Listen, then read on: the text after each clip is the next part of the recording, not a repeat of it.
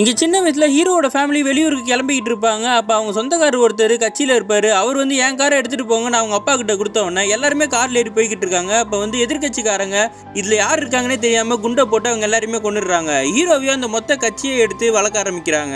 ஹீரோக்கும் அவன் கட்சியை தவிர வேற எதுவுமே தெரியாதுன்னு சொல்லி தான் ஒய்ஃப் கிட்ட சொல்லிட்டு இருக்கான். அதே டைம்ல அவன் ஃப்ரெண்டு வந்து ஹீரோ பண்ண கொலைக்காக ஜெயில இருக்கான். அவனை போட்டு அடிச்சு கொடுமைப்படுத்திட்டு இருக்காங்க. ஹீரோட ஃப்ரெண்டு ஜெயில கஷ்டப்பட்டு இருக்கிற சமயத்துல ஹீரோவோ தான் ஒய்ஃபோட சந்தோஷமா தான் இருக்கான். ஒய்ஃபும் ஒரு டைம்ல பிரெக்னென்ட் ஆயிடுறாங்க. ஹீரோ கொன்ன ஆள் இருந்த எதிர்கட்சிக்காரங்க அவனை வந்து மிரட்டிட்டு போறாங்க. அது மட்டும் இல்லாம ஃப்ரெண்டோட அம்மா தனியா தான் இருக்காங்க. அவங்களையும் மிரட்டிட்டு அவங்க இல்லாத சமயத்துல அவங்க வீட்டுக்கு பாம்பு வச்சு வெடிக்க வச்சிடறாங்க.